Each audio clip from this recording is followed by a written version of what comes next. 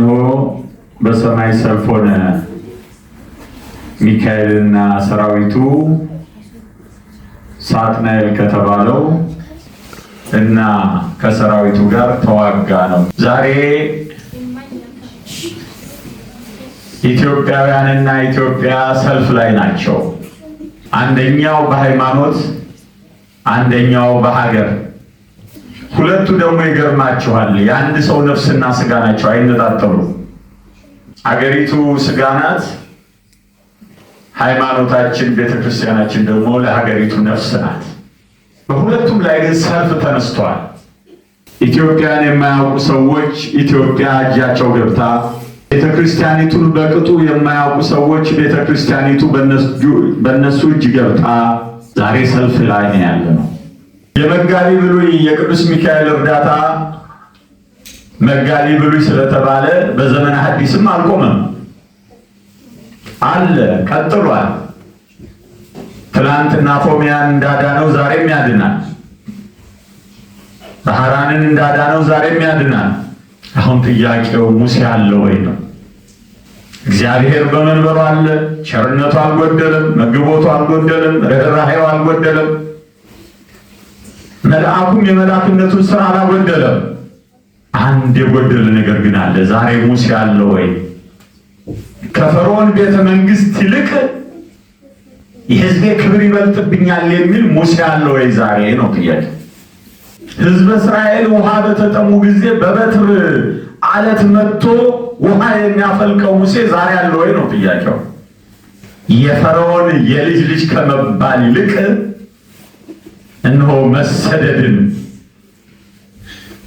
የመረጠ ሊቀ ነቢያት ሙሴ ዛሬ አለ ወይ ነው ጥያቄው።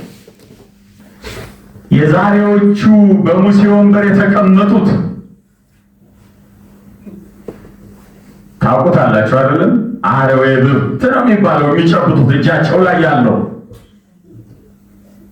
ሕዝበ እስራኤል ከሞት የዳኑበት የክርስቶስ ምሳሌ ሆነው ያ አረዌ ብርት ዛሬ በእጃቸው የጨበጡት እንደ ሙሴ ሕዝብ እያዳኑበት ነው፣ ሕዝብ እየገደሉበት ነው። መዳኛ ሆኖናል፣ መሞቻ ሆኖናል። ለጌጥ ነው፣ ለበረከት ነው። ሃይማኖታቸው የተሰየፉትን የሚጎበኝ አቅም አለን። ሙሴ የፈርዖንን ቤተ መንግስት ጠላው ነው ያለው።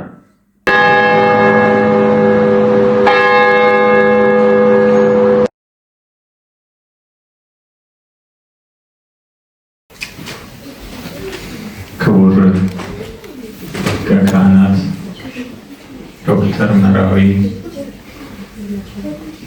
የርዕሰ አድባራት ኮለን ቅዱስ ሚካኤል አስተዳዳሪና በዚህ በመላው አውሮፓ በጀርመን ረጅም ዘመን ቤተክርስቲያንን በማገልገል ከዚህ ከአረጋዊ ዕድሜ የደረሱት አረጋዊ አባት ክቡራን፣ ከዚህ ታላቅ በረከት ለመሳተፍ የተገኛችሁ ስዩማን እግዚአብሔር አበው ካህናትና ሊቃውንተ ቤተ ክርስቲያን፣ አበው ዲያቆናት፣ እናቶች፣ አባቶች ሁላችሁ እንደምን አመሻችሁ። በቸርነቱ በረድኤቱ በይቅርታው በምሕረቱ ያልተለየን የዘመናት ባለቤት ሁሉን የሚያከናውን ባህረ ትዕግስት ደብረ ምሕረት የተባለ አምላከ ቅዱስ ሚካኤል ስሙ የተመሰገነ ይሁን። ቅዱስ መጽሐፍ ላይ ተጽፎ ከምናገኛቸው ኃይለ ቃላት መካከል ለዛሬ እንነጋገርበት ዘንድ የወደድኩት በዚህ በቅዱስ መጽሐፍ በመጨረሻው ክፍል ላይ ቅዱስ ዮሐንስ በራእዩ ያየውን የተመለከተውን የጻፈው መልእክት ላይ በ12ኛው ምዕራፍ የተመዘገበውን ነው። በሰማይ ሰልፍ ሆነ ይላል። እንግዲህ ምናልባት በዚህ ዘመን ሰልፍ ማለት መልኩ ሌላ ስለሆነ አንረዳው ይሆናል። በቤተ ክርስቲያን ቋንቋ፣ በቅዱሳት መጽሐፍት፣ በቀደምት ታሪክ ላይ ሰልፍ ማለት ጦርነት፣ ውጊያ፣ ትግል፣ ትንቅንቅ፣ ተጋድሎ ማለት ነው። እዚህ ላይ መጽሐፉ ሙሉ ምዕራፉን ብታነቡት በዝርዝር ይናገራል። እነሆ በሰማይ ሰልፍ ሆነ፣ ሚካኤልና ሰራዊቱ ሳጥናኤል ከተባለው ከአውሬው ያልፈጠረውን ፍጡር ፈጥሬአለሁ በማለት የማይገባውን ስልጣን ከተመኘው እና ከሰራዊቱ ጋር ተዋጋ ነው የሚለው። እንግዲህ ውጊያ በምድር ብቻ አይደለም ያለው ወገኖቼ፣ ውጊያው የተጀመረው በሰማይ ነው። ዲያብሎስና ሰራዊቱ ከቅዱስ ሚካኤልና ከሰራዊቱ ጋር ተዋግተው እነሆ ቅዱስ ሚካኤል ድል ነሳ። በዚህም በድል አድራጊነቱ እነሆ ሚካኤል የሚለውን ማን እንደ እግዚአብሔር የሚለው ስሙን ይዞ የሰራዊት አለቃ የመላእክት አለቃ ሆኖ ተሾመ።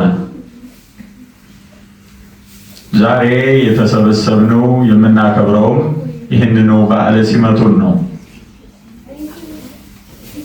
እስራኤልንም እነሆ ከፈርዖን አገዛዝ ያወጣበት ወደ ምድረ ርስት ቅድም በዝማሬው በዋዜማው ሲዘመር እንደሰማችሁት እነሆ እስራኤልን ከፈርዖን አገዛዝ እስራኤል ዘሥጋን ወደ ምድረ ርስት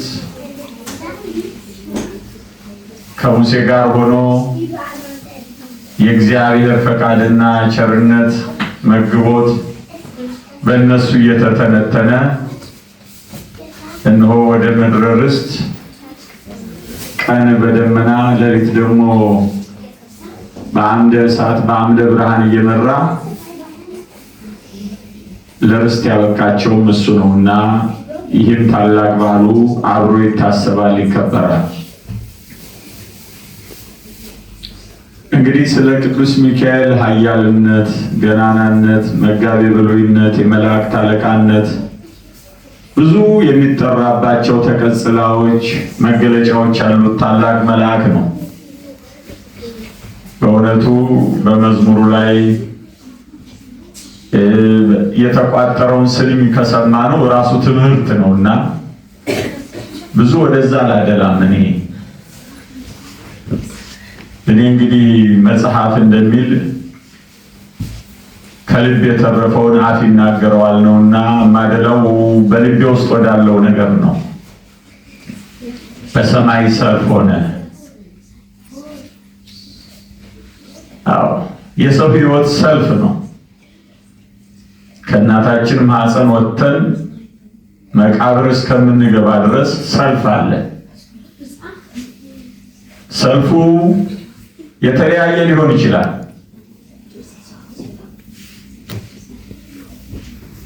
በውስጥ በአራቱ ባህሪያተ ሥጋ የሚነሳ ጦርነትና ሰይፍ ሰልፍ ሊሆን ይችላል። ከኛ ውጪ ባለ አካል፣ በቤተሰብ፣ በጎረቤት ራቅ ሲልም ደግሞ እንደዚሁ በየደረጃው ከሌላ አካል የሚመጣም ሊሆን ይችላል። በመስሪያ ቤት የሚገጥም ሊሆን ይችላል። ስለ ሀገር የሚገጥም ሰይፍ ሰልፍ ሊሆን ይችላል። ስለ ሃይማኖት የሚገጥም ሰይፍ ሰልፍ ሊሆን ይችላል። ኑሮን ለማሸነፍ የሚደረግ ሰልፍ ሊሆን ይችላል። የሰልፍ አይነቱ ብዙ ነው።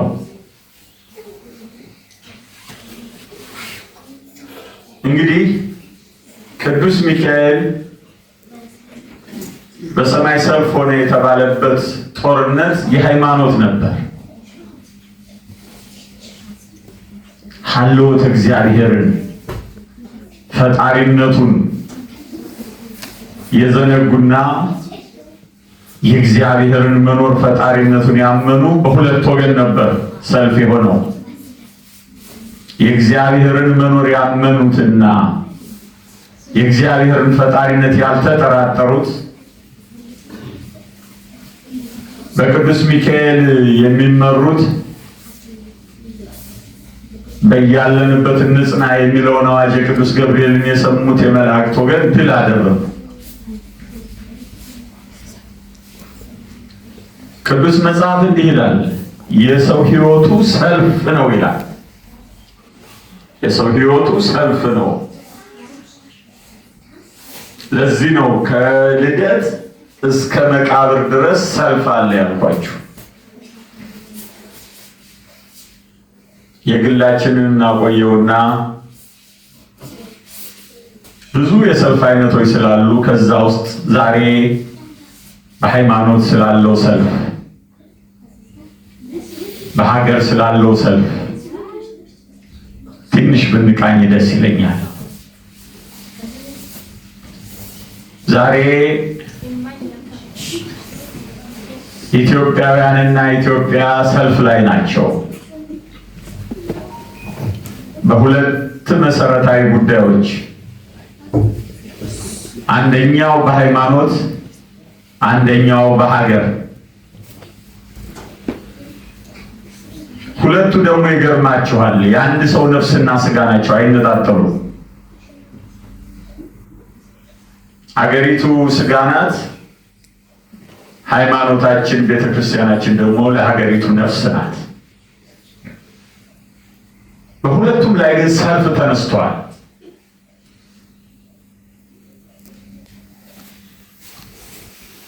ኢትዮጵያን የማያውቁ ሰዎች ኢትዮጵያ እጃቸው ገብታ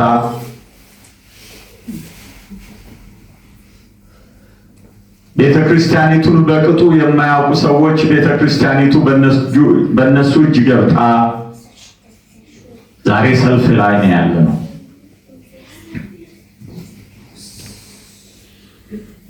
ታላቅ ሰልፍ ነው፣ ቀላል ሰልፍ አይደለም። ቅዱስ ሚካኤል እስራኤልን ከግብፅ አወጣ ብለናል። መራቸው፣ ረዳቸው ብለናል። የሙሴን ታሪክ እዛ ውስጥ እናገኛለን። በሕዝበ እስራኤል ታሪክ ውስጥ በነበሩ ሰልፎች ሁሉ ስናይ የእግዚአብሔርን ትድግና፣ መግቦት፣ ቸርነት፣ የመላእክትን እርዳታ፣ የታላቁን የሊቀ ነቢያት የሙሴንና የነ ኢያሱን ተጥባ በነገር እንደ ርግብ የዋህ እንደ ባብል ሆነው በሃይማኖት ጸንተው የሄዱበትን ጉዞ እናያለን።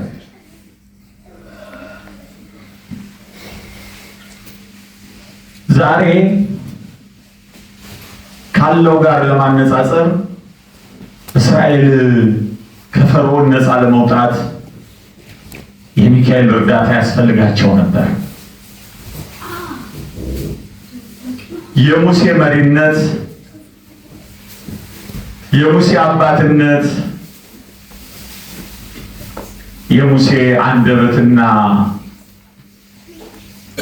ምክር፣ ጥበብ ያስፈልጋቸው ነበር።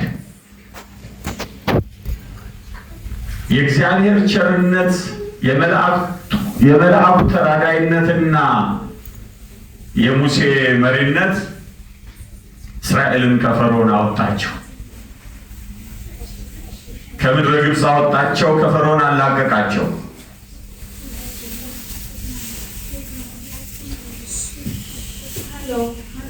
በዛ በምድረ ርስት ጉዟቸው አምሳለ ሲኦል ከሆነችው ከግብፅ ወጥተው ወደ ከነዓን ባደረጉት ጉዞ ብዙ ውጣ ውረዶች ነበሩ። በእነኛ ሁሉ ውጣ ውረዶች ግን እግዚአብሔር ሕዝቡን በመልአኩ በሙሴ በኩል ይመራ፣ ይመግብ፣ ይታደግ፣ ያግዝ፣ ያበረታ ነበር። እግዚአብሔር ፈቃዱ በመልአኩና በሙሴ በኩል ስለሆነ እንጂ እግዚአብሔር እኮ ያለማንም አጋዥ፣ ያለማንም ረዳት፣ ያለማንም ፈቃድና ይሁንታ ሁሉን የሚያደርግ አምላክ ነው። ረዳት የሚፈልግ አምላክ አይደለም። አጋዥ የሚፈልግ አምላክ አይደለም። ይሄ ያቅተዋል፣ ይሄ ይጎልበታል፣ በዚህ ይቸገራል የሚባል አይችልም የሚል ነገር የሚቀጸልለት አምላክ አይደለም። ግን ሰዎች በረከት ያገኙ ዘንድ የሰዎችና የቅዱሳን መላእክት ህብረት በምድር ላይ የሰመረ ያማረ የተሰናሰለ እንዲሆን መላእክት ሰዎችን እንዲረዱ ሰዎች ከመላእክት ጋር ሆነው የክብር የጽድቅ የበረከት ስራ እንዲሰሩ ይፈቅዳል፣ ይወዳል። በዚህ ውስጥ አድህኖቱን ይገልጻል። በዚህ ውስጥ ቸርነቱን ያጎናጽፋል። በዚህ ውስጥ እንባን ያብሳል። በዚህ ውስጥ ስብራትን ይጠግናል። በዚህ ውስጥ የወደቁትን ያነሳል። ይህንን ነው ከእስራኤል ታሪክ የምንማረው። መጋቢ ብሉይ ቅዱስ ሚካኤልንና ሊቀ ነቢያት ሙሴን እናገኛቸዋለን። የመጋቢ ብሉይ የቅዱስ ሚካኤል እርዳታ መጋቢ ብሉይ ስለተባለ በዘመነ ሐዲስም አልቆመም፣ አለ፣ ቀጥሏል።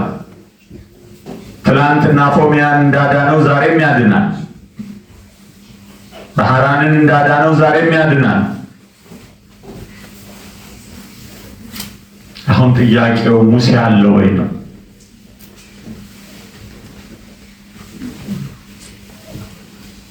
እግዚአብሔር በመንበሩ አለ። ቸርነቱ አልጎደለም፣ መግቦቱ አልጎደለም፣ ርኅራኄው አልጎደለም። መልአኩም የመላክነቱን ስራ አላጎደለም። አንድ የጎደለ ነገር ግን አለ። ዛሬ ሙሴ አለ ወይ?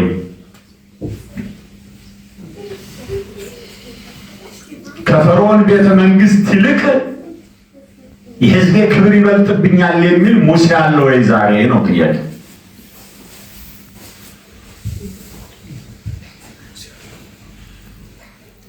አሕዛብ ሕዝበ እስራኤልን ለማጥፋት ምድረ ርስት እንዳይገቡ ለመከልከል መንገድ ላይ ጦርነት በከፈቱ ጊዜ እጁን እንደዚህ ዘርግቶ ድል አድራጊነትን የሚያጎናጽፈው ሙሴ ዛሬ አለ ወይ ነው ጥያቄ።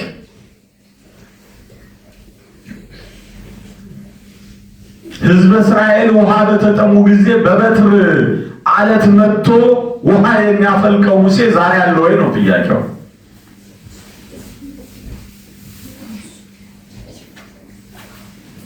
የፈርዖን የልጅ ልጅ ከመባል ይልቅ እነሆ መሰደድን የመረጠ ሊቀ ነቢያት ሙሴ ዛሬ አለ ወይ ነው ጥያቄው። ታሪኩን እንደምታውቁት ብዙ በታሪኩ ላይ ጊዜ ማጥፋት አልፈልግም። ሙሴ ካደረጋቸው ሁለት ነገሮች ላንሳ። አንደኛው ከግብፅ ወጥተው ሳለ አጉረምራሚነታቸው፣ አመፃቸው፣ በእግዚአብሔር ላይ የነበራቸው እምነት መድከም ተከትሎ መቅሰፍት አገኛቸው። ሕዝበ እስራኤል ተጎዱ፣ እንደ ቅጠል ይረግፉ ጀመር።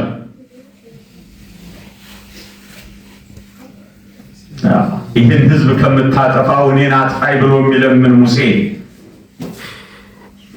የኔን ስም ከሕይወት መዝገብ ፋቀው የሚል ሙሴ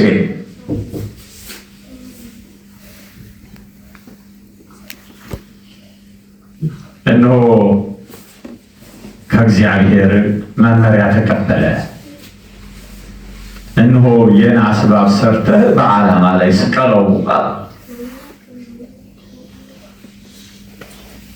የቻሉ አይተው ያልቻሉ የናሱን እባብ ስትመታው ካሉበት ሆነው ድምፁን ሰምተው እንዲድኑ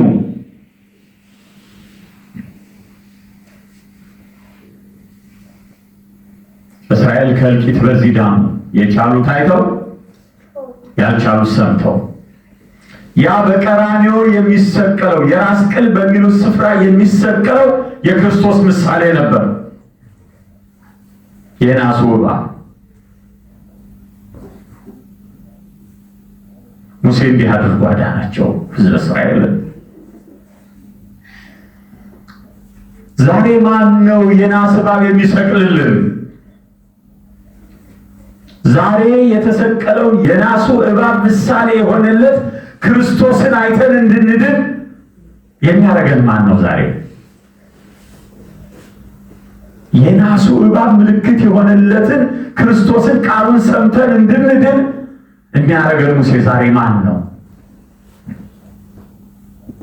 ስለ መንጋው መጥፋት፣ ስለ መንጋው መበላት፣ ስለ መንጋው ወጥቶ መቅረት የሚጨንቀው የሚገደው እንቅልፍ የሚያጣ ሙሴ አለ።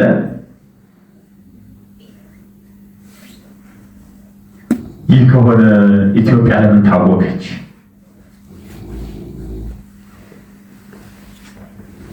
ይህ ከሆነ ኢትዮጵያ ለምን የደም ጎርፍ ይፈስባታል?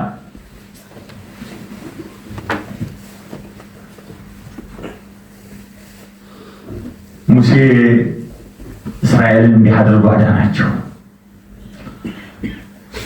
የዛሬዎቹ በሙሴ ወንበር የተቀመጡት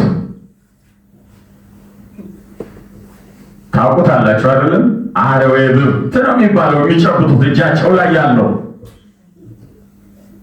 ሕዝበ እስራኤል ከሞት የዳኑበት የክርስቶስ ምሳሌ ሆነው ያ አረዌ ብርት ዛሬ በእጃቸው የጨበጡት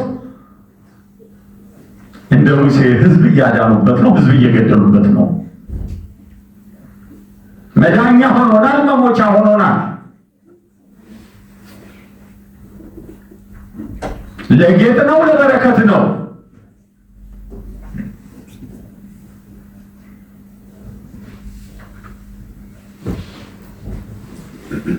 የመሞቱትን ማዳን አይደለም፣ የታመሙትን የመጠየቅ አቅም አለን። ለሃይማኖታቸው የተሰየፉትን የሚጎበኝ አቅም አለን። ሙሴ የፈርዖንን ቤተ መንግስት ጠላው ነው ያለው። የፈርዖን የልጅ ልጅ ከሚባል ይልቅ እነሆ ከህዝቡ ጋር መከራ መቀበልን ወደደ፣ መረጠ፣ ፈቀደ ነው ያለው። የዛሬዎቹ ባለበትረ ሙሴዎች ግን የተገላቢጦሽ ከህዝብ እግዚአብሔር ጋር ከኢትዮጵያ ጋር ከተዋህዶ ልጆች ጋር መከራ ከመቀበል ይልቅ ከቤተ መንግስት ሰዎች ጋር የአንገት ሐብል ወርቅ መሸላለም፣ ካባ መሸላለም፣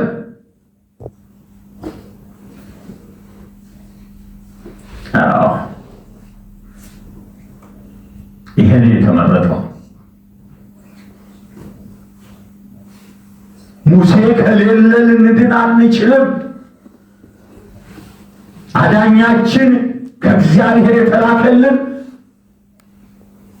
እውነተኛ እረኛ ያስፈልጋል። ሁለተኛው ሙሴ ከአሕዛብ ጋር ጦርነት በገጠሙ ጊዜ እነሆ አሕዛብ ድል የማድረግ አዝማሚያ ያሳዩ።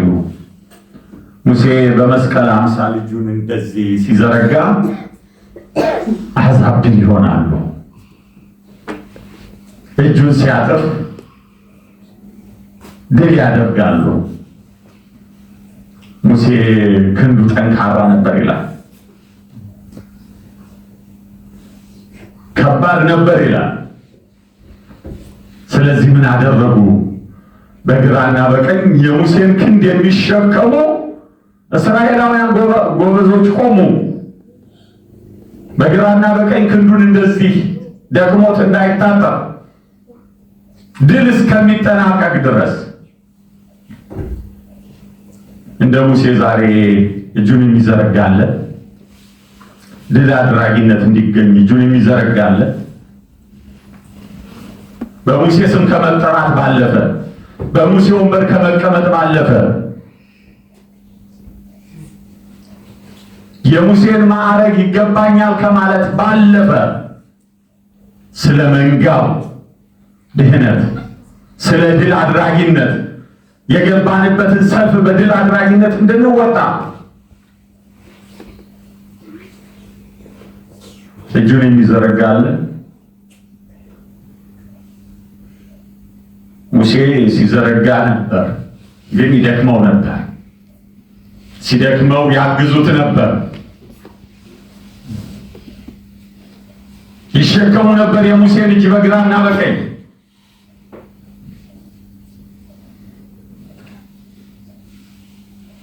ግን እጁን ተሸክመው ከንቱ አልቀሩ፣ ድል አደረጉ። ወደ ከነዓን እንዳይገቡ ምድረ ርስትን እንዳይወርሱ መንገድ ሊዘጉ የሞከሩ የአሕዛብ ነገሥታት ድል ተደረጉ። ሰልፉ በድል ተጠናቀቀ። ዛሬ ሰልፍ ላይ ነን ብያቸዋለሁ። ሰልፉ በድል እንዲጠናቀቅ እጁን የሚዘረጋ ያስፈልጋል።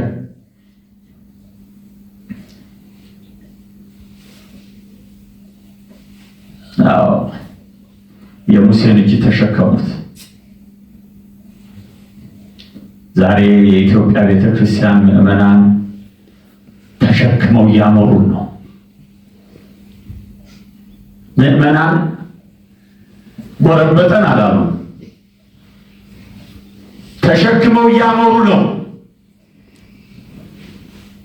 ምዕመናን የተሸከሟቸው በምዕመናን ጫንቃ ላይ ያሉ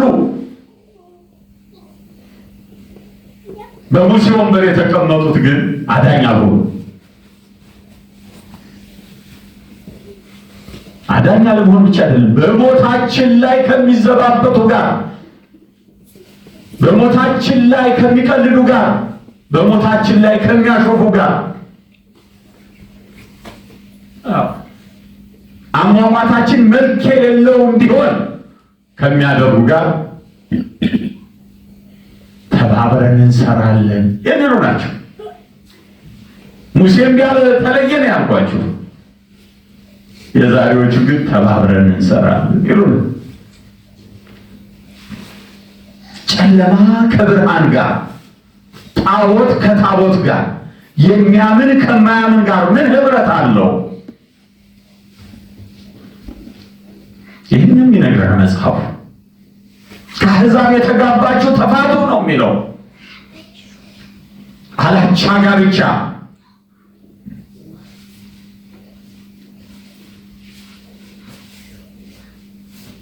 ወገኖቼ፣ ብዙ ጊዜ ከደጅ ያለው ነገር ላይ ነው የምናተኩረው። ውጭ ያለው እስራኤላውያን ብዙ ጠላት ነበራቸው።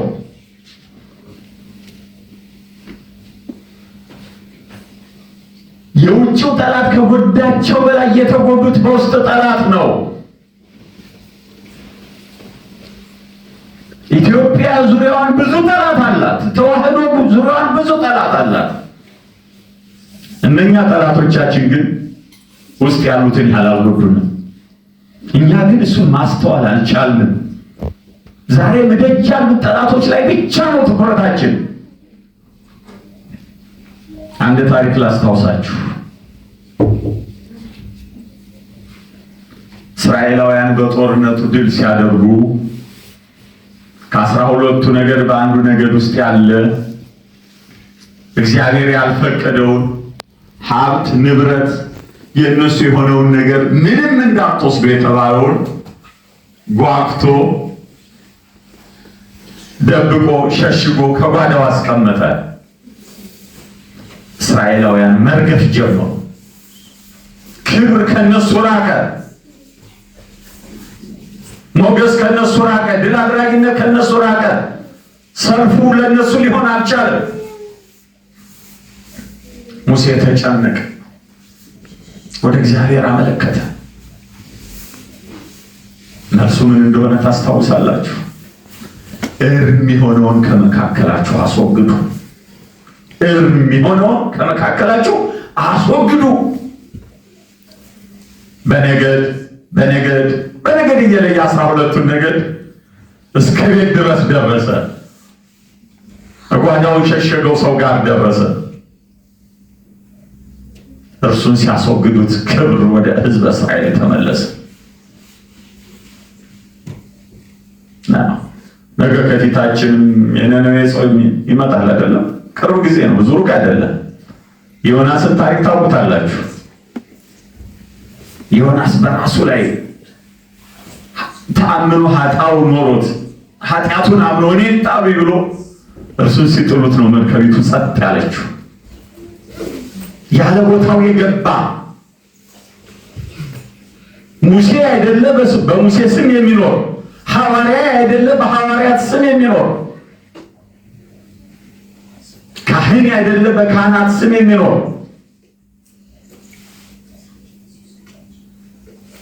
ከአጻዬ ሆት እስከ ፓትርያርክ ድረስ ማጽዳት ካልቻል፣ ቤታችንን መፈተሽ ካልቻል፣ እርም የሆነውን ማስወገድ ካልቻል ድል አድራጊነት አይመጣም። እንባችን አይቆምም፣ እንባችን አይታበስም። ማምረር አለብን ከራሳችን ጀምረን። አንዱ ሰልፍ በራስ ሕይወት ውስጥ የሚደረግ ሰልፍ ነው። የሥጋና የነፍስ ትግል ነው።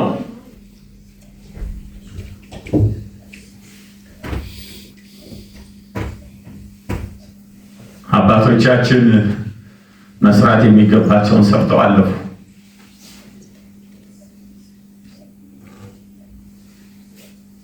ሰው መስራት የሚገባውን ከፈጸመ መቼም በቅሎ አይቀርም።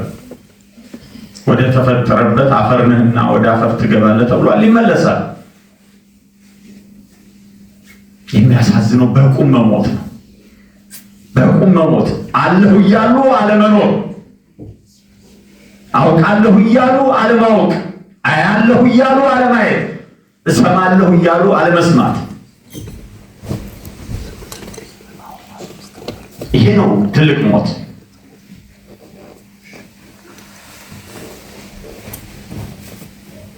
ይህንን አይነት ህመም፣ ይህን አይነት ደዌ፣ ይህን አይነት በሽታ ልናስወግድ ይገባል። አምርረን ሕይወታችንን ፈትሸን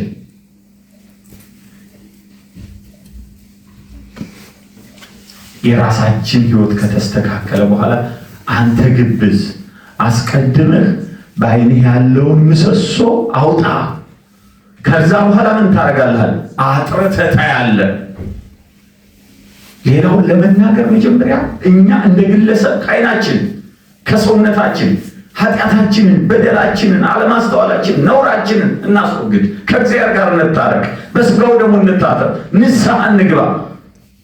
ፍርሃትን አስወግደን እንሆ ለተጋድሎ እንዘጋጅ። የጽድቅን ሸማ እንልበስ። ከዛ በኋላ ሌላውን ለመቀጠል መንገዱ ጨርቅ ይሆናል፣ አይከብድም።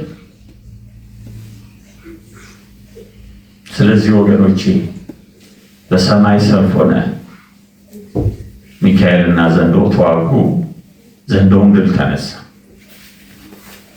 ዝቅ ብላችሁ ስታነቡት ወዮላት ለምድር ወዮላት ለባህር የሚል ቃል ታገኛላችሁ። ወዮልን ለኛ ዛሬ አባት አልባ ለሆኑ፣ እረኛ አልባ ለሆኑ፣ እረኛ አለን ብለን ስንል ምንደኞች ሆነውን ላገኘነው ለኛ ወዮልን። ስለዚህ ምንደኛን በእረኛ መተካት ስራችን ሊሆን ይገባል።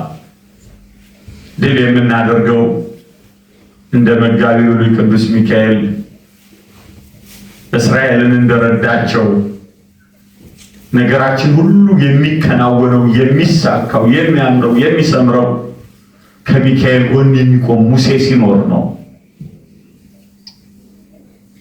ስለዚህ በቤታችን ሙሴ እውነተኛ ሐዋርያ፣ እውነተኛ ጻድቅ እነ ተክለ ሃይማኖትን የመሰለ እነ ዜና ማርቆስን የመሰለ እነ ኢየሱስ ሞዐን የመሰለ እነ አብርሃ አጽብሃን የመሰለ እነ አቡነ የማዕታና አቡነ አረጋዊን የመሰለ ቅድም እንዳልኳችሁ በንጽህና በቅድስና ሰልፍ በራስ የሚወጡ ውስጥ አለ ብያቸዋለሁ። አባቶቻችን እኮ ሌላውን ድል ያደረጉት መጀመሪያ በንጽህና በቅድስና በጾም በጸሎት ባስተብርቆ ስጋቸው ከገደሉ ካሸነፉ በኋላ የስጋን ሰልፍ ድል ካደረጉ በኋላ የውጭውን ጠላት ድል ማድረግ ቻሉ። ዛሬ ግን ብዙዎቻችን ከኪሳችንና ይቀር ብዙ ሌላውን አናስብ።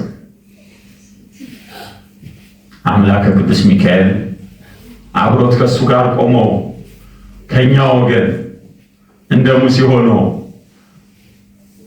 መልአኩን ተከትሎ የእግዚአብሔርን ፈቃድ ፈጽሞ እስራኤልን ከፈርዖን እጅ ነፃ እንዳወጣ ዛሬ በላያችን ላይ ከነገሱ ፈርዖኖች አገራችን ኢትዮጵያ ዛሬ ምድረ ግብፅ ሆናለች። የመከራ ምድር፣ የራሔል እንባ የሚፈስባት ምድር ሆናለች። ወንዶች እንዳያድጉ የሚገደሉባት ምድር ሆናለች። ከግብፅ ከፈርዖን አውጥቶ ወደ እስራኤል ወደ እግዚአብሔር እቅፍ ወደ ቅዱሳን ኅብረት ወደ ቀደመ ክብሯ ይመልስልን። ቤተ ክርስቲያናችንንም እነኛ በእውነት ስለተጋደሉት ቅዱሳን ብሎ እነሆ ወደ ነበረ ክብሯ ወደ ቀደምትነቷ ደማቸውን ስላፈሰሱት በምድረ ኢትዮጵያ እንደ ሽንኩርት ስለተከተፉት እንደ ጎመን ስለተቀረደዱት ብሎ አምላከ ቅዱስ ሚካኤል በቸርነቱ ይማረን ይቅር ይበለን። የመልአኩ የቅዱስ ሚካኤል ተራዳይነት ቃል ኪዳን ዋስ ጠበቃ ጥላ ከለላ ሆኖ ይጠብቀን። ላስተማረን ለመከረን ለልዑል እግዚአብሔር ክብር ምስጋና ይግባው።